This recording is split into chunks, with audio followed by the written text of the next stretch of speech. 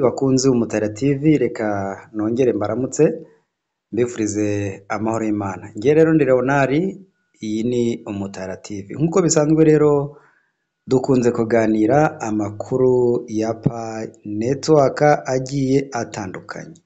Kuri ubu rero tugiye kuvuga ku itangazo cyangwa se ku makuru baba baduhaye agiye atandukanye. Tugiye kureba Wallet Pro barimo gutangaza igomba kubaho mbere yuko Open Mainnet iba, kuko iyo Wallet Pro ari ingenzi. Turaza kureba Wallet Pro izakora iki, ni bande bazayikoresha iyo Wallet Pro, izaba imeze ite, izakora kubera iki. Hanyuma twongere turebe icyo kwa timu irimo kutubwira kuri uyu munsi w'itariki 5 ubwo Pi Fest igiye gusoza. Reka rero twinjire muri application nk'uko bisanzwe, hanyuma turebe uko Wallet Pro imeze. Nkwibutsa yuko iyo uri gukoresha iyi systeme ya Pi network, cyane cyane muri Pi browser, uba urimo gukorera Pi. Uba urimo gukorera Pi gute rero? Uba urimo gukorera Pi kubera yuko uba urimo kuzamura rate yawe iyo winjiye muri iyi application ya Pi network. Ni ukuvuga ngo ukajya muri Pi browser, uba urimo kwinjiza Pi mu buryo wenda abantu benshi badapfa gusobanukirwa, ariko uvuga ngo icyo gihe uba urimo kuzamura rate yawe. Iyo wongeye kumayininga nyuma yuko wakoze muri utu dupuwe nyine turi ahangaha muri Pi browser, utungutu tudupuwe winjiriye hano muri Fireside, ukinjiramo ugashakisha ibintu bimwe bigiye bitandukanye. Burya mining season itaha niwongera kumayininga ikindi gihe, isaha uri bwongere kumayiningiraho, urasanga rate yawe yazamutse. Bizaba byatewe nuko winjiye muri Fireside ukagira ibyo usuramo, muri wallet ukagira ibyo usuramo, brainstorm ukagira ibyo usuramo, hano muri blockchain ukagira ibyo usuramo, developer ukagira ibyo usuramo, profile ahanga ukagira ibyo usuramo, chat ukagira ibyo usuramo, ndetse no muri KYC. Buri kamwe kose iyo ukinjiyemo ntabwo uba urimo gukora ubusa. Cya gihe uba wicaye udafite ibyo ukora, ufite umwanya nyine ugiye ugerageza n'ibi nabyo ubijyemo, bifite umumaro ukomeye cyane. Wiga na byinshi, umenya na byinshi. Hanyuma reka twinjire hano kuri blockchain kugira ngo tuze kureba icyo Wallet Pro iri kutubwira, cyangwa se abadeveloper bashyizemo icyo bari kutubwira kuri yo. Turinjirira ahangaha kuri blockchain nk'uko bisanzwe. Hanyuma ahangaha iyo hamaze gufunguka turazamuka, hanyuma tukagera hasi cyane hahera handitse ngo source code. Ahangaha niho twinjirira, nibyo. Hanyuma nitumara kuhinjirira turaza kuzamura gutya, hanyuma turebe ahantu turamanura turebe ahantu hejuru ahangaha handitse Pi apps niho tugiye kwinjirira, hanyuma turebe uko biza kugenda. Ibi nawe ugomba kubimenya, kuko kwiga no kwigana, kugira ngo nawe uzajye wimenyera amakuru abadeveloper baba bashyize muri blockchain technology, nawe ube wabyikorera. Turazamuka gutya gake gake, twigendera gake gake kugira ngo tunabyigireho twebwe abatarabimenya. Hanyuma tuze kugera aha hantu handitse ngo view all repositories, hanyuma dukandeho. Nidukandaho, tumaze gukandaho reka bifunguke, hanyuma turebe igikurikiraho. Hakurikiyeho iyi page.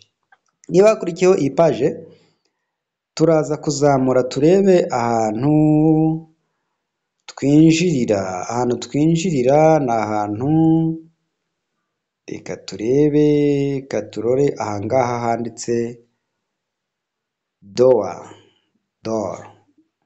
niho tugiye kwinjirira, hanyuma turebe ibigendanye n'abadevelopa. Reka dukandeho, kandaho gutya, nkwibutsa yuko niba ndimo kubikora gutya season itanu nongera kumayininga, rate yanjye iraba yazamutse ho rwose ikintu kinini cyane. Hanyuma iyo tugeze ahangaha duhita twizamukira gutya, hanyuma tukareba aba badevelopa barimo ahangaha muri blockchain.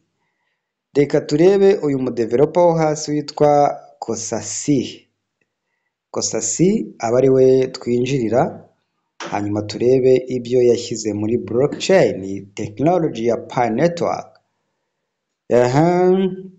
Dukanze kuri Kosasi, reka dutegereze Kosasi bifunguke turebe, hanyuma kugira ngo turebe bimwe mu byo yashyize muri ino systeme, turizamukira gutya. Nituzamuka gutya turagera kuri utu tuntu tw'utudomo.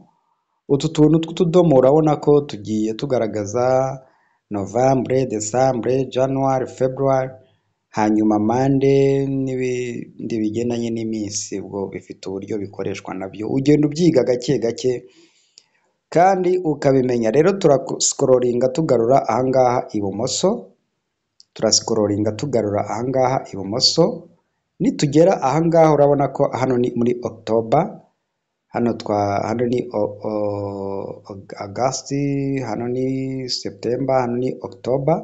Ubu ni muri uku kwezi kwa 10. Hanyuma turebe kuri aka gapuwe, utu dupuwe duhera ku ruhande ahangaha ku ruhande, akangaka ko hagati niko tugiye kwinjira kuko niko karimo biriya bigendanye n'iyo wallet pro.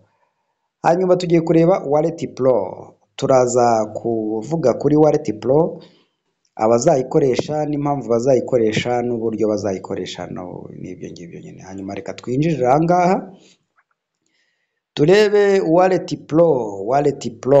Wallet pro ni wallet izaba ifite umutekano urenze. Wallet pro ni wallet izaba ifite umutekano urenze, wallet nyine irenze. Reka turebe Kosasi wallet pro. Ahangaha turakandaho, hanyuma twinjiremo turebe icyo batubwira kuri wallet pro.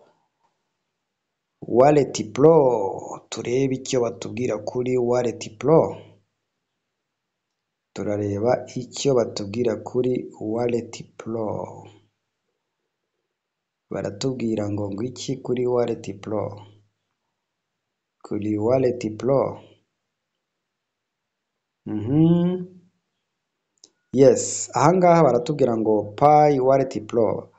Pi wallet pro, a next generation wallet for Pi network. Ngo iyi Pi wallet pro izakora muri generation izakurikiraho, iri imbere nyine, mu gihe kiri imbere, mu kinyejana kiri imbere, niho iyi wallet pro izakoreshwa. Bakatubwira ngo Pi wallet pro is next generation wallet for Pi network that is incorporated.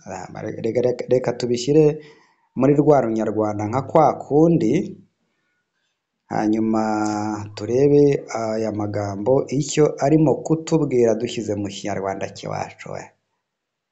Ibizungu s'ubundi bo, reka duhite tuyajyana kuri ya gahunda yacu tumenyereye y'ikinyarwanda mu cyongereza, cyangwa se mu cyongereza mu kinyarwanda. Turebe ahangaha uko Kosasi yavuze kuri iriya wallet pro.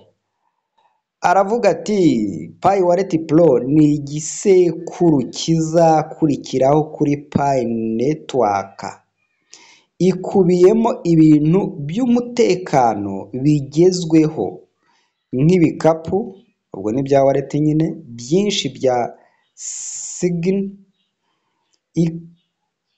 ikariso ya hierarchical determinated HD, hamwe no kwemeza biometrical. Umufuka ariyo wallet nyine urimo umukoresha wifashishije interineti, inkunga y'imitungo myinshi, hamwe no guhuza hamwe na urusobe rw'ibinyabuzima rwa pi.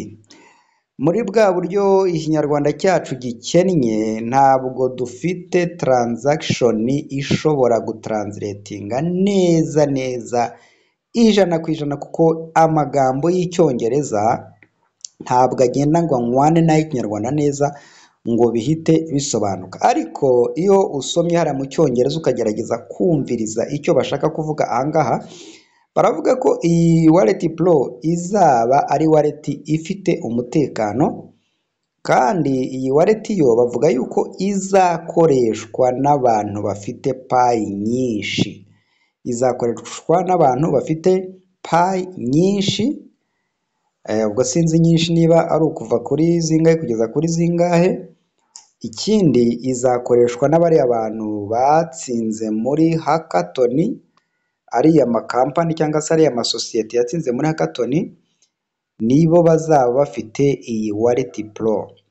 Kubera ko iyi wallet pro izaba ifite umutekano, ikoreshwa mu buryo burenze izi wallet zindi twebwe abaturage tuzaba twifitiye. Ariko n'abantu bazaba bafite wallet zabo ziriho payi nyinshi cyane, bavuga yuko izi wallet pro bazaba bazifite kubera ko umutekano wazo uzaba ari mwinshi. Birashoboka ko uko bizajya bigenda binyura wenda natwe abafite payi nkeya dushobora kuzabona wallet pro, ku buryo natwe tuzajya tuba dufite umutekano uhagije. Hanyuma rero iyo uje ahangaha hasi bakomeza bakubwira ibigendanye n'aya makuru ya wallet pro, nawe wafata ibingibi bikurikiraho ugashyira hariya mu kinyarwanda, cyangwa se we niba wumva icyongereza ugasoma aya makuru yose agendanye na wallet pro. Ariko bakatubwira bati advanced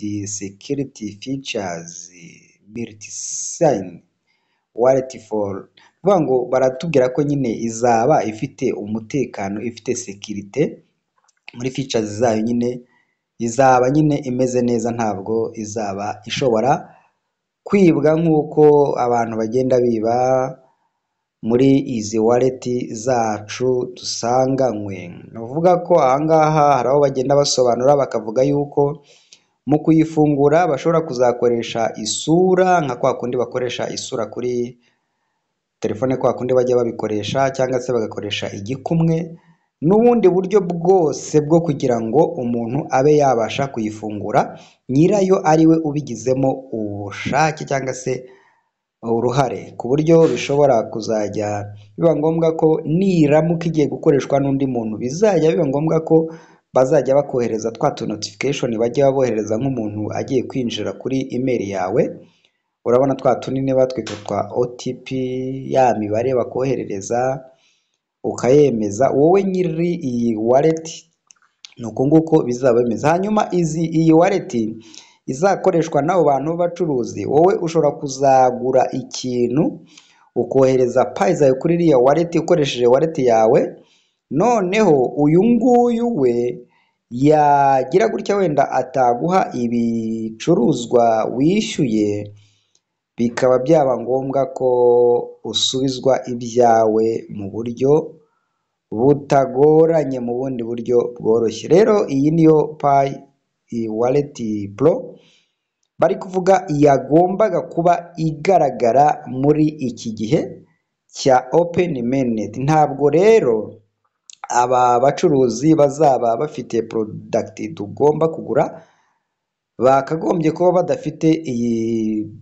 wallet pro, ahubwo bagomba kuba bayifite kugira ngo tubashe guhaha, tubashe kugura ibi bintu kuri izo wallet zabo. Hari amakuru menshi agenda avuga kuri iyi wallet pro, ngira ngo nawe wayirebera ahangaha. Nakweretse uko ugeramo ukaba wareba, cyane cyane nkamwe muzi icyongereza neza mugomba kwinjiramo mukisomera buri kimwe cyose, ntimukavumbe ayo mwengewe. Hanyuma rero turebe ku itangazo cyangwa se ku makuru aba bajama ba Core Team barimo batubwira kuri Twitter yabo. Hari amakuru baduhaye kuri Twitter yabo, nagira ngo wenda dusome kuri Twitter yabo. hari agapiki nafashe kuri Twitter yabo, reka tugashyire muri no translator, hanyuma tugasome turebe icyo bashaka kutubwira kuri uyu munsi. Turebe icyo bashaka kutubwira kuri uyu munsi.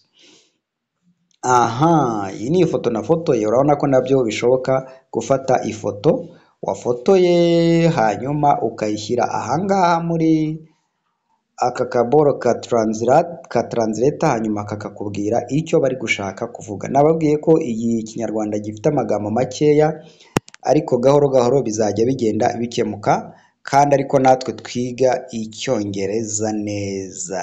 Hari abantu bambwiye bati Leonard ntabwo uzi gusoma icyongereza, uzabanze wiga icyongereza hanyuma ubone kujya udusomera. Nta kibazo, icyo nzi cyo ni uko ubutumwa ntanga bugera ku bo bugomba kugeraho. Ikibazo cyaba ari uko ntazi kumayininga. Njye nzi kumayininga, mayiningira igihe kandi nkabikora neza. Hanyuma ibyo gusoma ibyongereza nibishaka bizarorere, nishaka nzaca amarenga. Hanyuma baratubwira ngo Pi Fest 2024 irarangira ejo ku itariki 5 Ugushyingo. Ubwo anuvuga ngo ibingibi babishyize kuri X yabo ejo hashize, hanyuma barimo baravuga bati irarangira uyu munsi, irarangira ejo ku itariki 5. Ubwo byari ejo babyandika Ugushyingo. Kwitabira mbere y'uko ibirori birangira kandi ufashe kuzamura no kwerekana ibikorwa by'ubucuruzi bya Pi byaho uteza imbere. Ni ukuvuga ngo mu gihe iki gikorwa kigiye kurangira uyu munsi, wakagombye kwitabira ibi bikorwa byo gushyigikira ibi by'ubucuruzi, ugafasha kuzamura no kwerekana ibikorwa bigendanye n'ibi by'ubucuruzi nyine buri gukorwa muri iyi Pi Fest 2. Hanyuma ukabizamura nyine bitewe n'aho uteza imbere. Ubwo ni ukuvuga mu gace urimo nyine, muri loko yawe, muri lokale yawe, akaba ariho uteza imbere. Hanyuma warangiza ibyo ngibyo bakavuga ngo ikibazo kinini cyo gukoresha Pi mu gihe dukora tugana ku ntego zacu za Open Network mu mwaka wa 2024. Uri kumva ngo mu gihe dukora tugana ku ntego zacu za Open Network, ariyo Open Mainnet, mu mwaka wa 2024. Ako kantu mujye mukumva mu gatinde, ngo mu mwaka wa 2024 Open Network mu mwaka wa 2024. Wibuke gufata ifoto mu bucuruzi wasuye, hanyuma ukabisangiza kuri forum ya Fireside. Naberetse kuri Fireside, hanyuma mbereka ibintu bigiye bitandukanye abantu bagenda postinga kuri Fireside, ariko nabuzemo abantu bari mu Rwanda bapostinzeho ibintu ntago yaragezeho, ariko uyu munsi ndaza kureba ndebe ko wenda hari ibyo baba barashyizeho. Rero niba hari ibyo wenda baba barashyizeho simbizi, uyu munsi wowe uyu munsi ugerageze, ni umunsi wa nyuma. Ibyo uza kuza gukora uze kuza gushyira kuri Fireside kugira ngo ibintu bize kuba bigenda neza. Reka rero mbasezere kandi mbifurize amahoro y'Imana. Bye bye.